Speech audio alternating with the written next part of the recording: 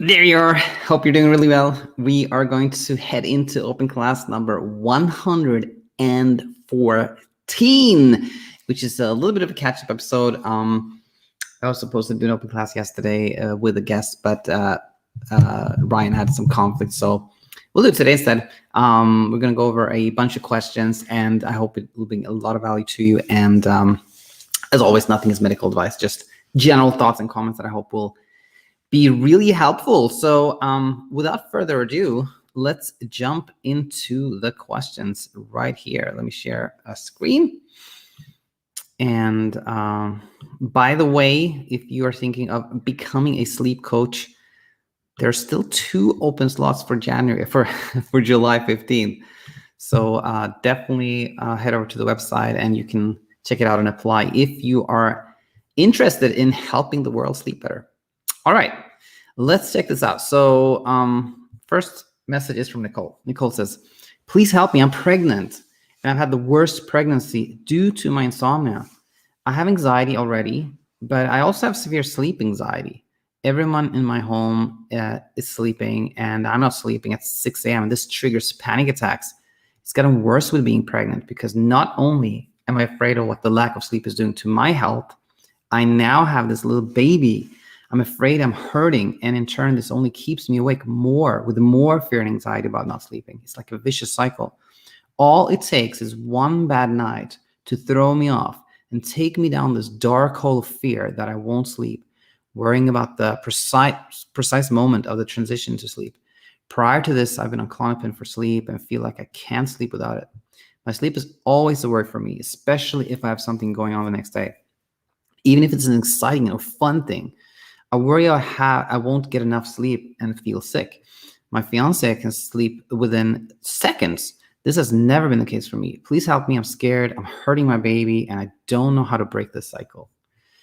So, Nichole, thanks so much for sharing this and for asking this question. And it's really tricky because everything that I will share here and that I, of course, hope will help can easily, like when you listen to this, anyone that listens to this, Nichole or anyone else, when you're in this state of like panic and fear, and you may be just listening for that one thing, the insight, the trick, the thing, the one thing that's going to really start helping.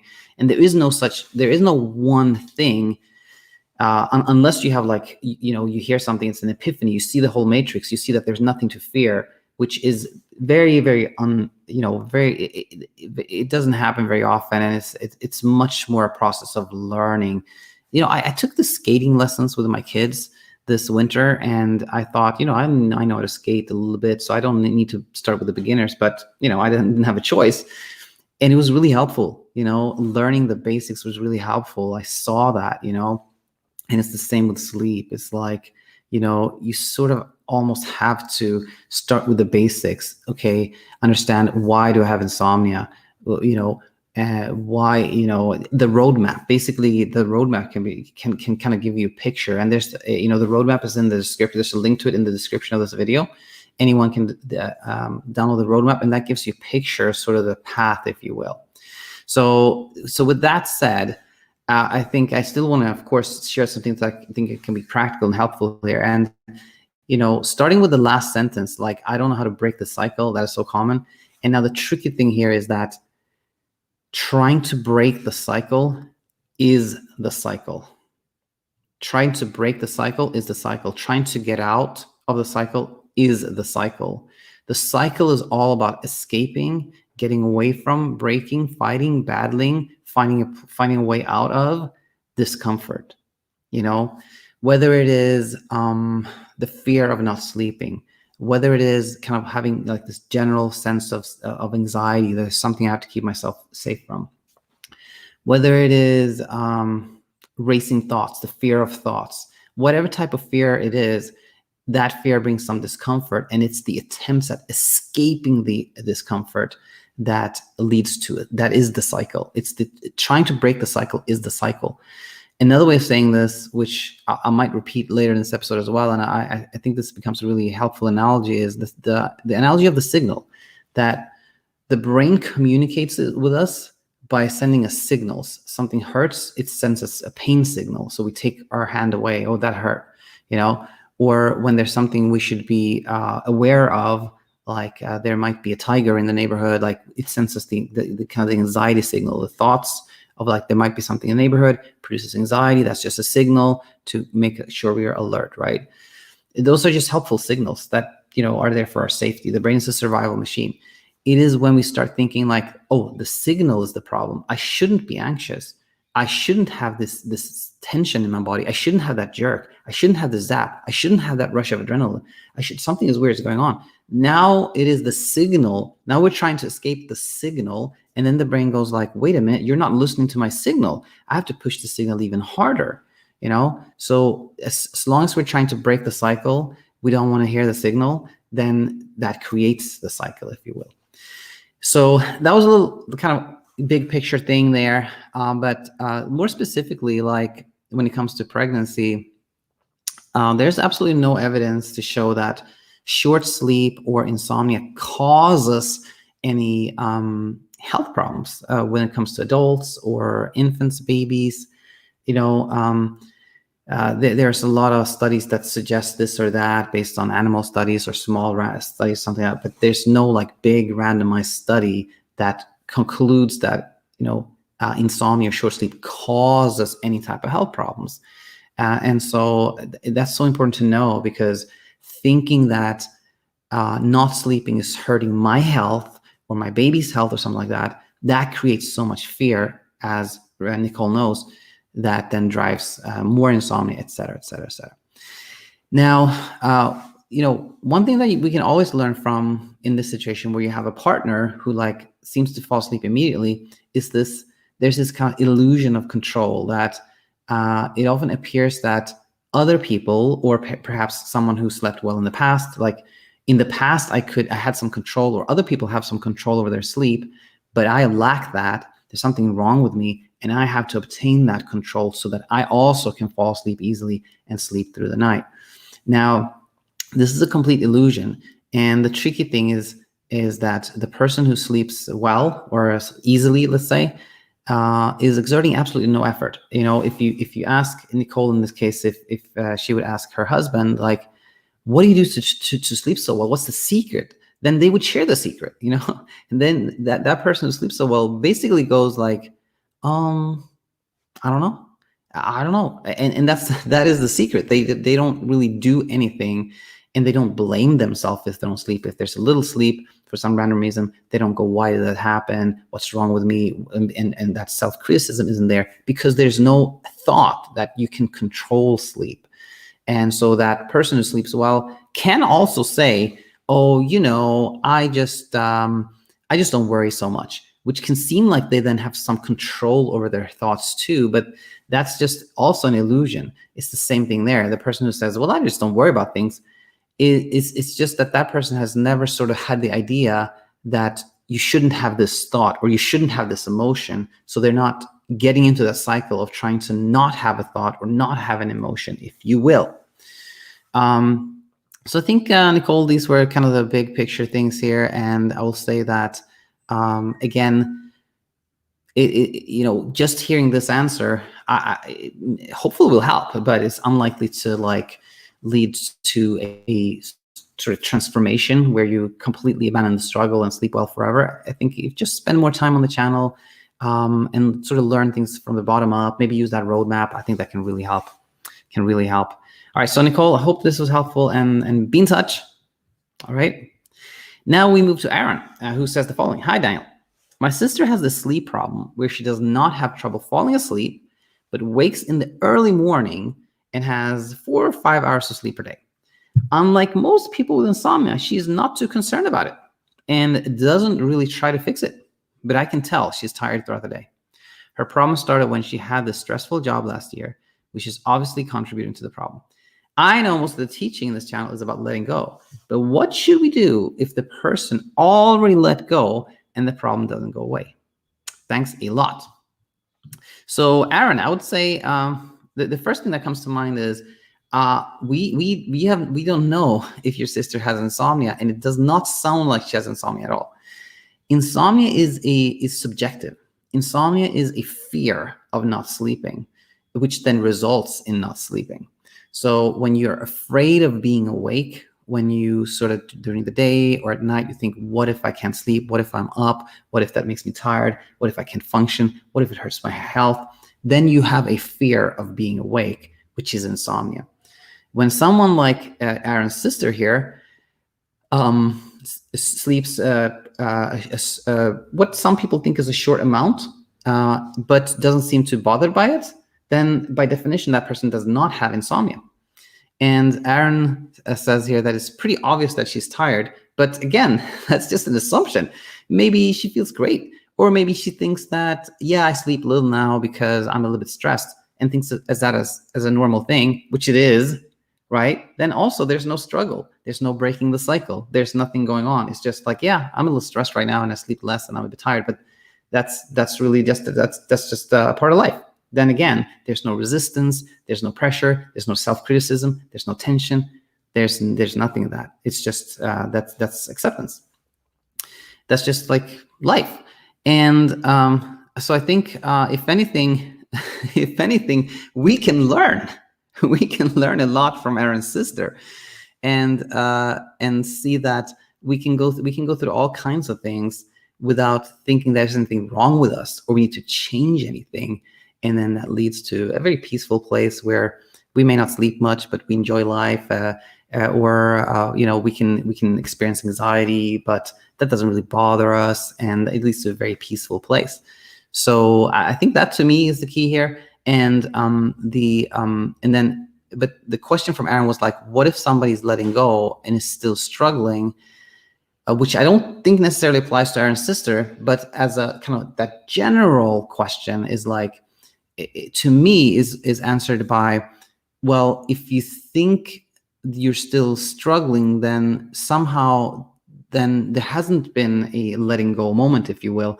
It's sort of like my favorite analogy has become, or one of them has become this: when you can't find your glasses, which happens to me a lot, is like, you can't find your glasses and you're looking for them and you're getting annoyed and frustrated.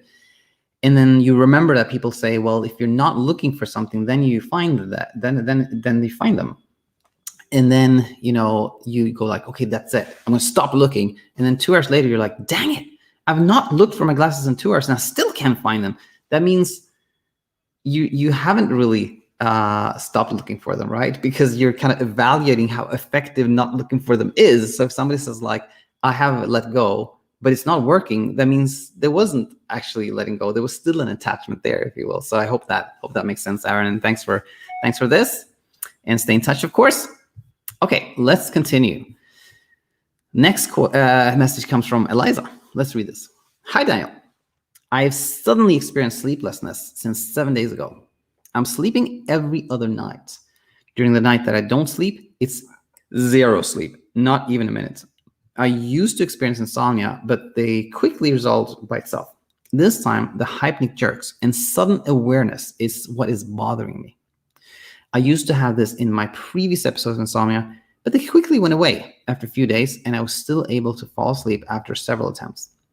However, this episode of insomnia left me with zero sleep some nights. Even if I managed to sleep on the rest of the nights, it was still difficult despite being tired. I followed everything to a T in your videos, such as doing nothing when it happens, etc., but I'm not seeing any improvement. After the jerks and awareness, I would be wide awake and will not sleep at all. Am I doing anything wrong? Will I recover? Seriously feel that something is wrong with my brain now. Please advise. Regards, Eliza. Eliza, thanks so much for sending this message. And I know this was, I'm a bit behind. I don't know when this message came in. Things may actually have changed now, but that doesn't matter. I think there's still a lot to learn from this. Actually, a whole bunch. I want to say, I kind of starting in the end there is like, I've done everything you say in your channel to a T is like, well, there's nothing to do actually, right? So, and this is kind of a paradox because there's a difference between sort of like doing nothing and not doing anything. oftentimes, especially when it's in the realm of like the hypnic jerks and that awareness of falling asleep, a key thing there is to see that this is the jerks and the awareness is totally normal, happens to everyone. When we're not trying to figure it out or prevent it, then it doesn't bother you, and you just don't. You're no longer going to be aware of those things. That often leads to like, okay, good, I'm going to do nothing, and then here it comes. You do nothing, do nothing, do nothing. It still happened. I didn't do anything, but it still happened. But that's because doing nothing became doing something, right? It became like an active process of doing nothing. I'm literally doing nothing, which you can see that is doing something. It's an effort in itself, which is sort of different from not doing anything. Like, okay, there I had that hypnic jerk. I see, oh, I became anxious. I'm taking note of that, but not doing anything, right? There's a bit of a difference there. It's a tricky. It's kind of like the paradoxical, like the razor edge there. Like it's tricky, but there's definitely a difference between not like doing nothing, which is kind of an act of doing nothing, and not doing anything, which is the absence of activity or effort, if you will. So that's just a little comment on that one. Now we have the situation where there's this on-off pattern, which is very common. Like there's either quite a lot of sleep one night and no sleep one night, or just some sleep one night and then no sleep the other night. This kind of alternating, like the pendulum, like goes from one to another. And I think this pendulum, this pendulum swing from one to the other can easily, of course, lead to kind of like the brain going into problem-solving mode. Like, okay, why was it that I slept this night but not the other night? And often the focus is on the night where there's no sleep and trying to figure out why that happened. And then it can be like, oh, this happened. I'm going to change that. And then of course, when we produce any type of effort, we try to do things that doesn't really lead to any helpful outcome in the end. But actually, the same applies when you the night where you slept more. You can be like, oh, what did I do this? Oh, I did this right. But the other night I did this wrong, and this leads to this whole kind of very unstable pattern where you're trying to achieve something. Now, I think the best way to meet this is just with understanding. And so there are many things that can disrupt our sleep to some degree, right? But the only thing that really causes insomnia is the fear of not sleeping. So I think a really helpful way to meet this pattern of sleep, no sleep, sleep, no sleep, sleep, no sleep, is to learn from every night. And the way to do that is to understand that the only thing that really makes us have insomnia is hyperarousal, which is when we are afraid of not sleeping and we want to prevent that from happening, etc. And what leads to like the other night where you slept more is actually a more of a willingness to be awake and less effort. So when you have a night where you didn't sleep at all, you're awake all night, then you can just meet this with, aha, I was trying to be awake. I was less willing. I was trying to sleep and I was less willing to be awake. Take note of that and just kind of reinforce that. And then the night where you slept some or more, you can be like, this time I was more willing to be awake. I was more okay with being awake. I was not trying to sleep as much.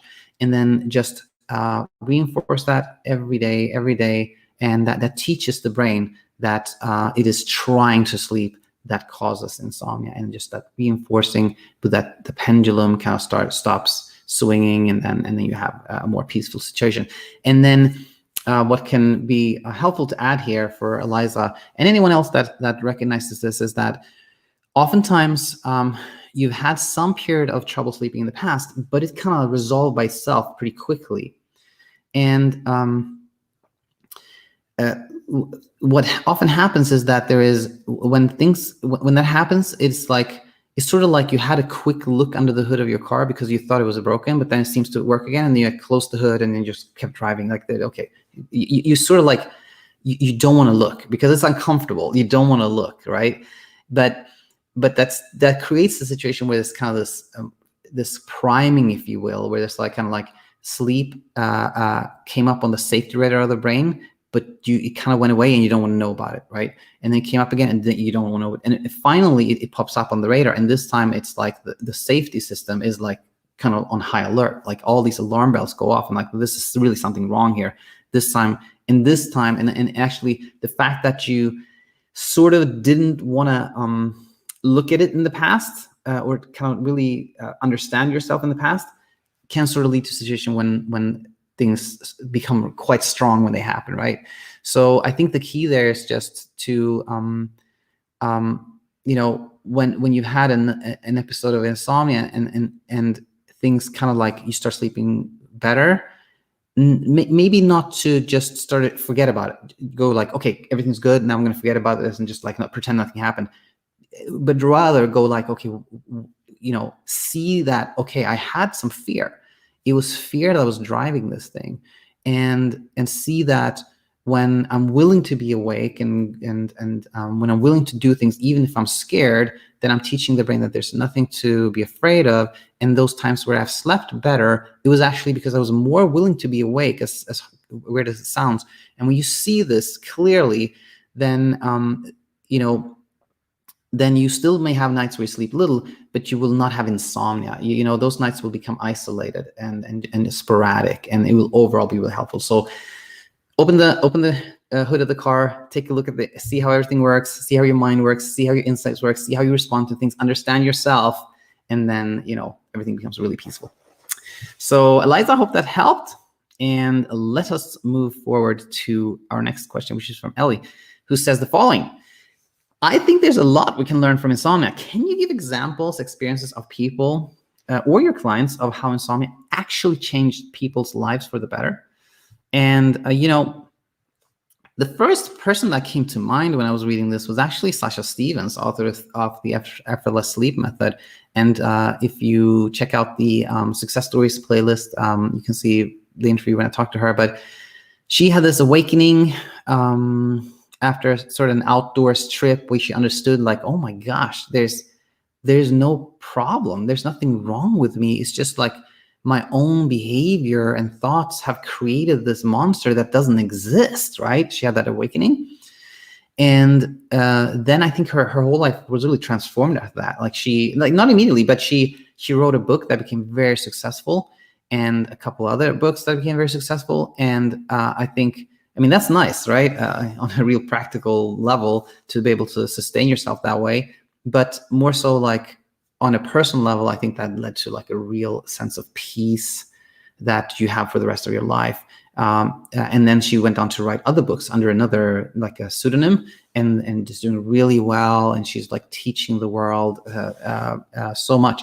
So that's an example. And Martin Reed, who's my good friend, insomnia coach Martin Reed, for example, he turned his insomnia into like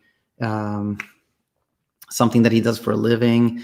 But generally speaking, when I talk about like what you can take away from the struggle is that to me, it's really about seeing the matrix. That when you see that in so many aspects of our lives, there is no threat to our safety or health. There is no threat, but we often, like, our brain's a survival machine, and it thinks that there are threats all over the place, right? And it produces a situation where we're often facing like these uncomfortable thoughts, anxiety, stress, all these type of things. But when you've seen the matrix, thanks to your struggle with insomnia, then you see that, oh, there are all these situations where there actually is no threat.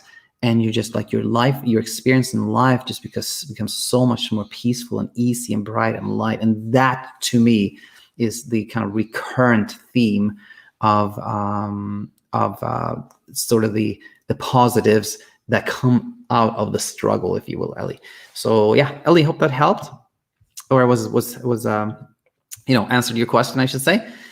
And let's move on to this question from Ortal. It's a little bit longer message here. Let's read it. We might go through it section by section, but let's jump in here. Hi, Daniel. I have OCD that is taking action only in sleep, and obsessive thought about sleep and wakefulness. As soon as I fall asleep, at the moment I wake up again, I feel that there's part of me that is aware that I'm falling asleep and straight away wakes me up. Many times it happens by hypnic jerks. I will have a moment in my body and sometimes not. A movement in my body and sometimes not. I have been suffering from this for 10 years. It's something that is so frustrating that I feel it is ruining my life, my jobs, my relationships. It is getting so intense lately that I've stopped working. I'm currently living with my parents because I can't rent an apartment because I'm not working. I'm afraid of never solving it. I discovered your channel recently and it helped a lot, but for some reason things got bad again lately. I have thoughts that come to mind that I automatically respond to and feel fear of them.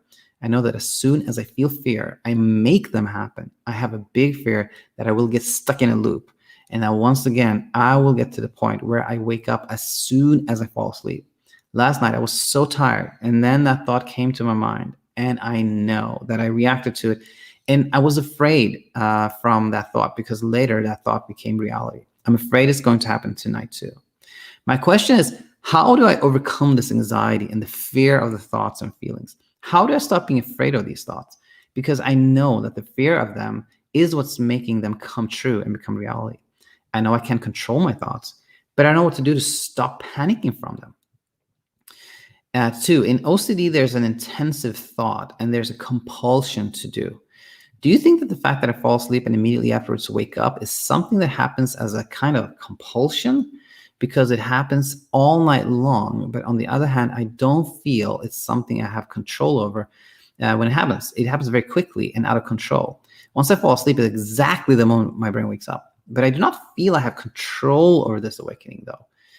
I have terrible fear that because I have OCD, maybe that's why it's harder for me to overcome insomnia. But again, my OCD is only obsessive thoughts about sleep.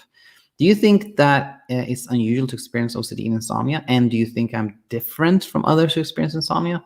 3, could it be that there is part of my brain that does not want to release control, and that's why it keeps me awake? I feel like I have an internal resistance inside me. Like one side of me wants to sleep and the other side wants to keep me awake. And I don't understand why. It could be that this is happening because in the back of my mind, there's a fear, once again, I'd be awake in the moment I fall asleep. The thought is what keeps me awake. If so, do I have any advice on how to really let go of the controlling part and really let go? I'm sorry it became so long. Thank you for your help. Anytime. And, I think, there were some numbers here. So the first is kind of, how do I stop being afraid of these thoughts? So let's take a look at that one first. Well, I want to say firstly, actually, that this is super insightful. I think it takes a while before one can see that it's a fear of having a thought or a fear of a feeling that really drives the struggle with insomnia and anxiety and so many other things. So this is super helpful. This is really, really helpful. So then comes the question, of course, then how do I stop the fear of thinking something, or the fear of being anxious, right? Or the fear of anything else. And this is where the signal analogy that I talked about in the early part of the episode, I think is really helpful to see that fear is just a signal. It's basically the brain thinks that there's some type of danger, and that thought produces the emotion that we call fear. And when we see that, fear is just a signal, and I can listen to that signal, then the brain goes, oh, he's actually listening. Like for 10 years, I'm just using that example, like for 10 years, he's been not wanting to listen. So I've been like pushing the signal, but now he's listening. So that means I don't have to push the signal anymore. Oh, okay, how interesting. So the question then becomes like, how do you listen? Well, if you in any situation where you're scared or anxious or fearful, anything that is not an attempt at becoming less scared is listening. But to become like more practical, this could be what I'm going to call the aha method. And I'm going to talk more about this in a separate episode, but basically like, aha, I'm scared. Aha, this means that I have a fear of something, and that's the signal. And just go like, aha, I'm learning about myself. Okay, that's one way to just kind of like take note of the feeling without any action, judgment, or anything else. Just take note of it. Going, aha. Okay, I call it the aha method, which I'm going to expand on. And writing things down can be really helpful. Just taking a few minutes every day and writing them down, like maybe 10 minutes a day, setting some time for that and writing down all the things, all the common thoughts, all the fears, and just as an act of listening, just as an act of listening to the signal, and then the signal is not amplified, but rather it is, it starts fading with time. I mean, it takes a bit of time before the brain really, before you honestly listen. When you listen, like, sort of like the tricky thing is like with everything else, like you can be like, I'm listening and listening and I'm still really scared. That means there was an intent behind the listening. Like you tried to listen to escape again, right? But it takes a little time before you can listen without any intent or judgment, just to listen. But once you start do that, then the brain starts seeing that you're taking note, and it doesn't need to push any ideas or thoughts on you. So I think that's number one there. Number two, so there's intensive thought and it's a compulsion. Do you think that the fact that I fall asleep and immediately after wake up is something that happens as a kind of compulsion? Well, to me, this doesn't sound like a compulsion at all. Like, as you said, with OCD is basically like something is triggering a fear or anxiety, right? That's the obsessive part, where there's a thought, and then we don't want to have that thought, and then the thought becomes stronger and stronger and stronger, right? Because we're resisting the thought. That's the obsession. And then there's also a component of like something that can give you release. Like if I just kind of like scratch my nose, then I will feel better.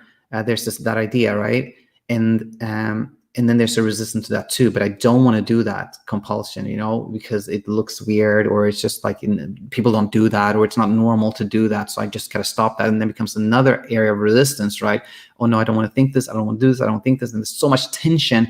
And finally, because of all this resistance to doing the compulsion, you're like, you have to do it, and then you do it. Oh man, whew. Then there's release, which in that moment you've sort of like, you've taught yourself that these thoughts should be resisted, and you shouldn't have done this with your nose, but you still did it anyway. And then there's kind of the self-criticism and that hopeless feeling and the frustration and all the other things. So and so the key there is, I think that it's always the same, right? It's like, I have these thoughts. Oh, that's okay. I can have any thoughts. They can't harm me. They're just like random sentences in my brain. And if I want to scratch my nose all day long, that's totally fine, right? That, that gentle path of self-compassion, understanding oneself, I think is always really helpful.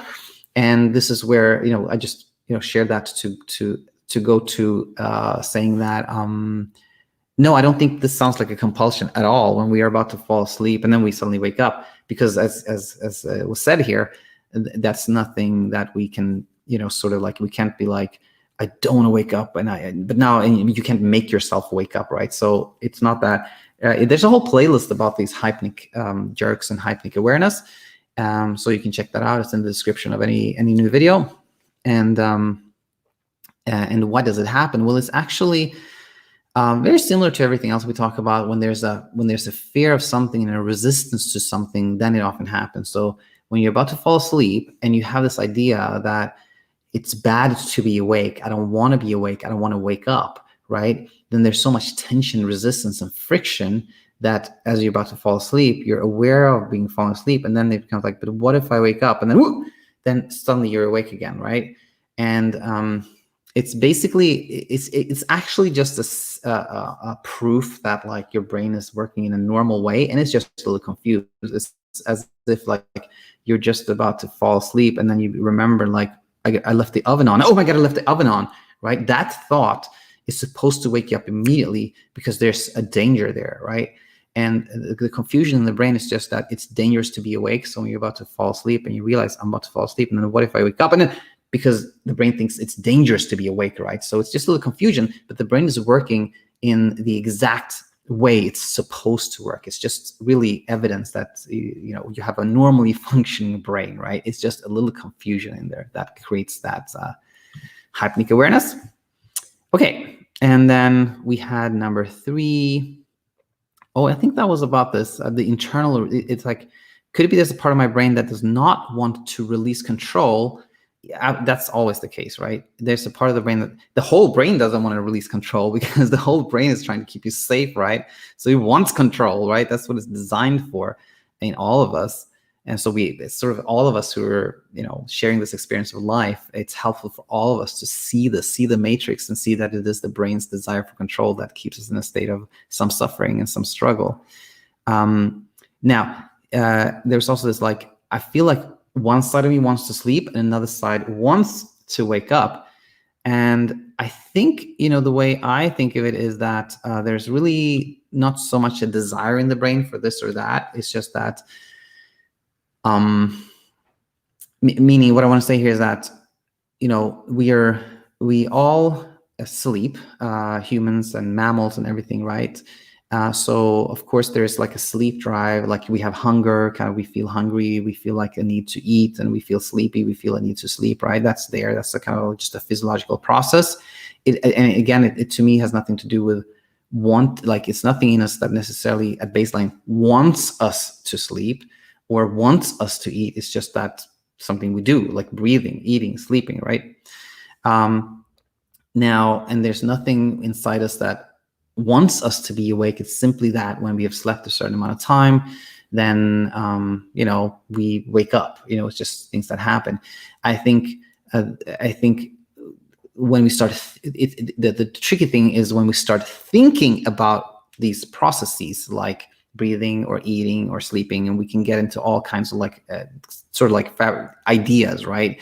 And one idea is that it's dangerous to be awake, and another idea is I want to sleep. So these ideas can be like, they can be all kind of conflicting things happening, like as a result of them. Like what I want to say here is just that it can easily appear that part of you wants to sleep because sometimes you are sleeping, you drift off, and it can appear that part of you wants you to wake up because you wake up for no apparent reason. It can seem like that. But it's really all just because we are humans with this big brain that can start thinking about what we think and experience, and it creates this illusion. But I don't think there's any such thing within us.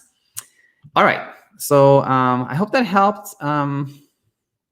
Who was this again? Ortal.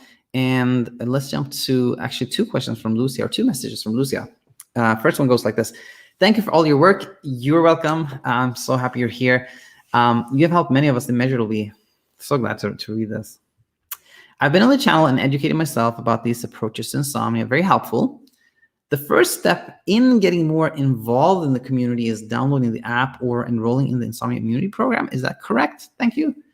I want to say that actually you are very much involved now, Lucia, because you sent this question and you're tuning into the videos, and this is kind of like the big community, if you will, is really based around this YouTube channel where there are comments and people asking questions like that.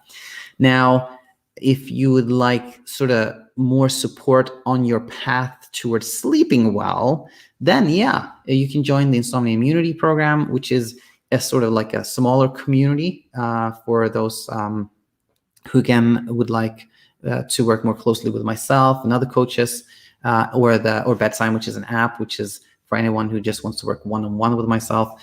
But involvement in the community is really here. Just like send some comments and questions, and that's it. Now, let's look at the other part of this question, which was from Lucy. Also said, I've been experiencing insomnia and educating myself with the channel. Last night, I felt some symptoms of what I think was hyperarousal, slight pounding in the chest, some body tension. I just went about my night, but did not feel sleepy the whole night and slept what I believe was very little. Is there anything we can do about hyperarousal? Should I have done anything? And if we start with that second question, is like, should I have done anything? There's a baked-in idea there that is important to recognize, which is like, what should I do, or should I have done anything? It basically presumes in a way that there is something you can do to be less hyperaroused. And that idea is actually what causes hyperarousal. It is when we have these signals like hyperarousal, anxiety, pain, zaps, tensions, jolts, all the things. When we don't want to have those signals, that's when they become amplified. So when we are hyperaroused and we don't want to become hyperaroused, we do things to be less hyperaroused, that's when the signal actually is amplified. If we are hyperaroused and we just take note of it and we let it be, then we're listening to the signal, and that signal eventually fades. That doesn't mean you can tune into the signal and you can still have a night where you don't sleep much, but it's the difference between like a sleepless night where you just objectively didn't sleep much and you're not, bothered by it, and a night of like fear. It's very different. And one, fear again comes from resistance, and when you sleep a little but it doesn't bother you, it's because there's really no fear, and that comes from education and finding some courage within. So hope that helped, Lucia. Okay, I think this is our last question from today. It is from Nancy. Let me share this. Let me share my screen. Nancy says, hello, Coach Daniel. I've been struggling for insomnia for over a year, and I'm very thankful for the content on your channel. However, I have difficulty applying the information. Thanks for the support, Nancy. According to your roadmap, my car broke down in Kansas. I was sick last week and felt miserable, but I was actually able to sleep 5 or 6 hours a night, plus a nap in the afternoon! Exclamation. So much better than the 0 to 4 hours I usually get. As soon as I felt better, the insomnia returned even stronger than before, with some fear of sleeping as well. I'm so frustrated. I don't want to be sick to have to sleep. Any thoughts would be helpful. Thank you. Anytime, Nancy. Thanks so much for being in touch and for sending this message. And, this is actually a common scenario where something has happened and you slept more, and then of course the brain will try to figure out why, right? Because the brain is this like survival machine, safety machine, and it feels like its job is to keep you safe.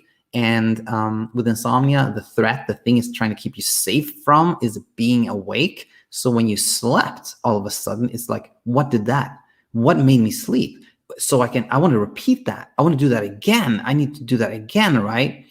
And that creates a lot of tension, frustration, and a lot of insomnia, because anything you do to sleep, right, will cause insomnia.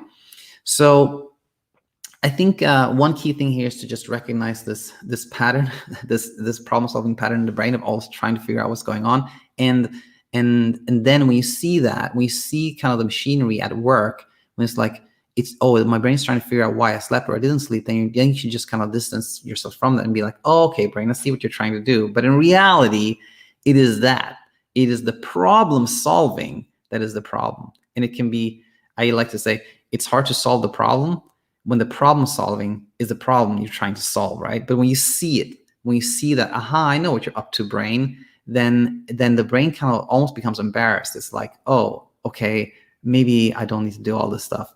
And then you're like, you don't.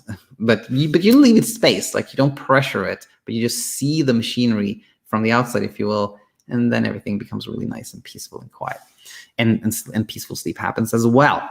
So to expand on this, we can ask ourselves the question. So let's say someone didn't sleep much at all, and then gets sick, and then sleeps more. Why did that happen? Well, sleeping really always comes from a place of less resistance to being awake, like being more okay with being awake, not being so fearful of it. And when we are sick, one thing that can happen is the simple distraction that we're kind of like feeling ill. It's just like hard to even form coherent thoughts, and that leads to a place where we're not producing those thoughts of like, what if I don't sleep so much, and then sleep happens easily. That could be a case, or it could be that oftentimes when you get sick, you're like, you're almost expecting not to sleep. You're like, oh, I'm sick now, and I normally don't sleep at all, so it's probably going to get even worse. And weirdly, when you're like expecting not to sleep at all, you kind of abandon efforts. You're like, yeah, I'm not going to sleep anyway, right? I'm sick, so I'm probably not going to sleep anyway, right? And then that also leads to like trying less to sleep, and then sleep happens easier. But I think the key is to see that sleeping more or sleeping well, sleeping better, always comes from a place of delegation, like not trying so much to sleep. And when you see that you don't need to be sick to sleep. All needed is just the delegation, the sort of, instead of trying to sleep, you just delegate that to nothing, really delegate to the brain, like, you take care of sleep. I don't need to do anything. And then, it just happens. It just happens by itself. But this idea like, it is a common idea. It's like somebody finally slept when they were out, they were out camping near a river. And then they go like, oh my gosh, this is the only way I can sleep. The only way I can sleep is if I'm camping near a river, but I can't do that all my life, right? Or, I finally slept because I fell asleep on a couch. Oh my gosh, I don't want to sleep on a couch all my life. Like it's a very common idea, but it means nothing really. And I think, I hope this helped, Nancy. And just please stay in touch, leave comments, leave questions, and I think you'll see things very clearly, and things will get easier and easier. So with that said, I will say just thanks for everyone who submitted questions, and look forward to have everyone back here real soon. If you want some more support on your path to sleeping really well, then of course, as always, you can check out our website. And by the way, enrollment is open, as I mentioned before, for anyone who wants to become a sleep coach. But just a few more days, like actually one more week. July 15th is when it starts. So if you're interested in that, then definitely check out the website as well. So, okay, we'll leave it there, and I look forward to having you back real soon. Have a nice weekend.